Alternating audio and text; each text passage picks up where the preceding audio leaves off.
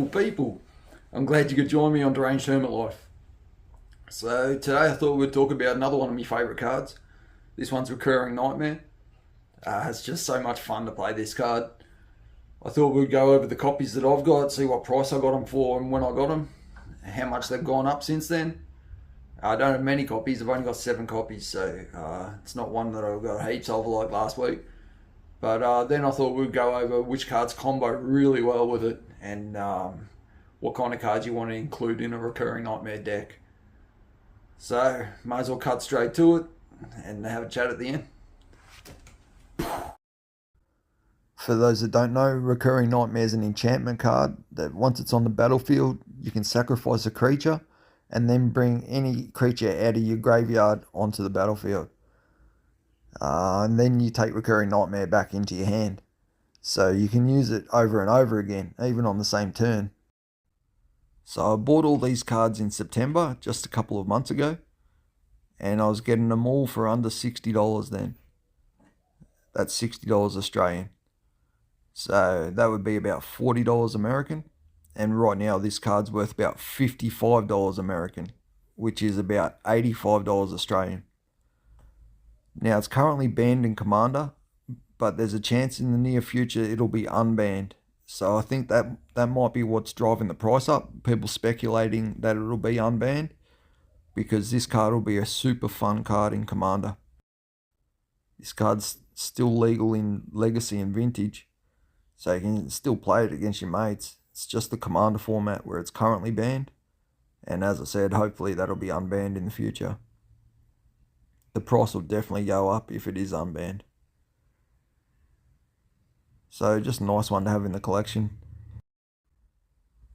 Any card that has an enter the battlefield effect will combo really well with Recurring Nightmare, such as one of my favourite cards, Deranged Hermit.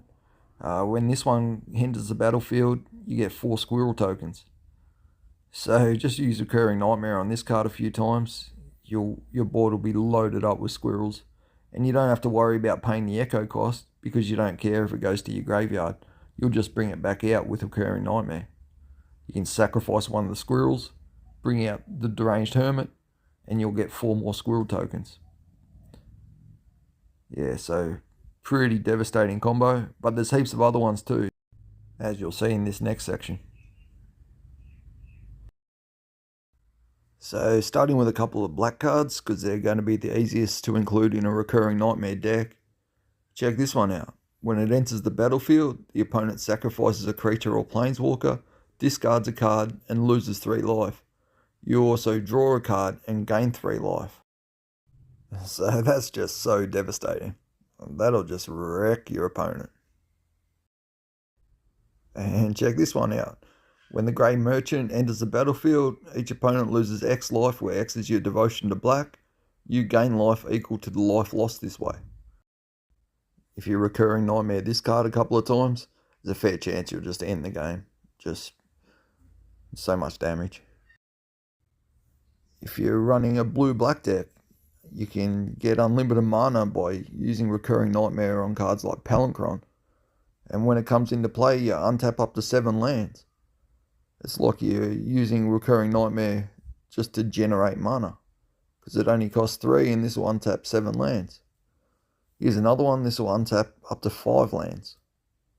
So yeah, just ways of unlimited mana.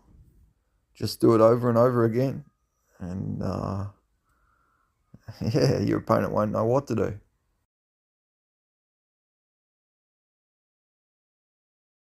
Yeah, this one's pretty devastating too. When it comes into play, you gain control of target permanent, and then if you can do that 3 times in a turn or 3 times over a couple of turns, you'll probably end up drawing 3 cards as well. Just devastating. When Muldrifter comes into play, you draw 2 cards. So 3 mana to draw 2 cards, and you can do it over and over, so you can fill your hand right up. It's pretty useful.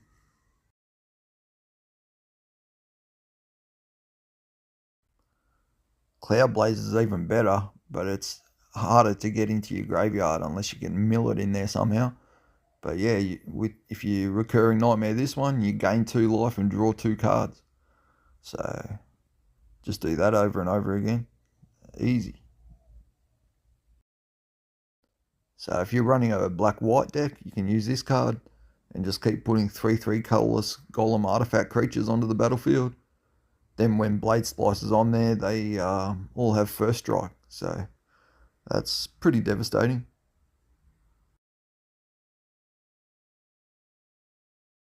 So here's another one if you're running black-white decks. When this one enters the battlefield, you can return a target creature from your graveyard to the battlefield. So you can just keep bringing creatures out of your graveyard.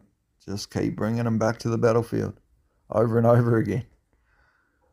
That's pretty fun. This one, when it enters the battlefield, creatures you control gain flying and get +X/+X until end of turn, where X is the number of creatures you control. So if you've gone wide, then you just bring this one out a couple of times and they've all just been pumped up so hard. If you're running black-red, then Atali's a fun one. When he enters the battlefield, each player exiles cards from the top of their library until they hit a non-land card, and then you can play those cards for free. So just load up. If you're running black-green, you got a fair few options.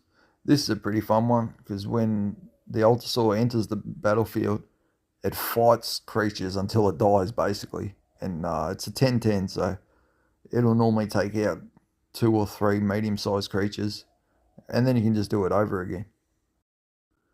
The Craterhoof combo is devastating if you've gone wide again, because when it enters the battlefield, each creature gets +X/+X, where X is the number of creatures you control. So yeah, just devastating if you've gone wide. Bring lots of tokens out and then bring this card out. Here's a pretty cool one. When she enters the battlefield, you get 4 1/1 green insect creatures, and they all have Death Touch. So quick way to fill up your board nice and quick, go wide. Yeah, if you bring this one out a couple of times and then Craterhoof, you're just going to win the game. So this one's super strong, and bear it in mind with the next couple cards too. So when this one enters the battlefield, you create a little green plant token for each land you control.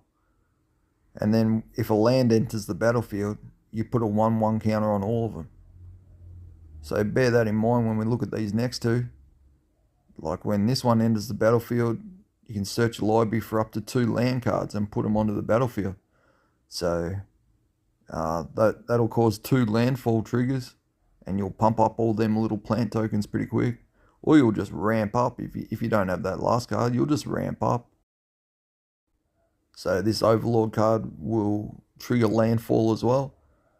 And another cool thing about it is, sure, you only get 1 colorless land token, but it's actually every basic land type. So it's all the colors, and it helps for fixing and stuff like that. So that can be pretty useful.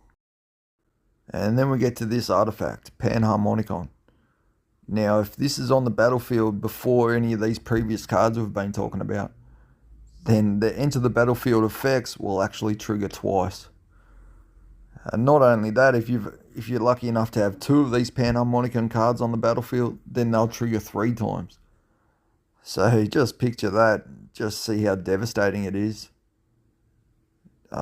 Mate, that's a game ender for sure. Heaps of fun too. You can just leave your opponent flabbergasted.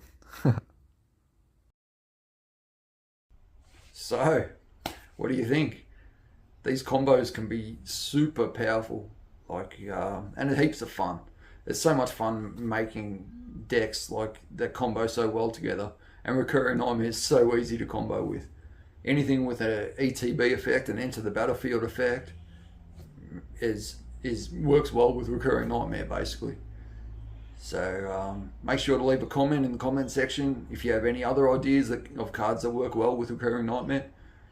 We can start a conversation and build this collection of combos up, and more and more people will start using them.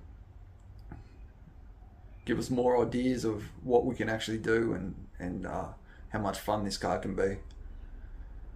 Anyway, thanks for joining me, and until next week, stay cool, stay calm, stay connected.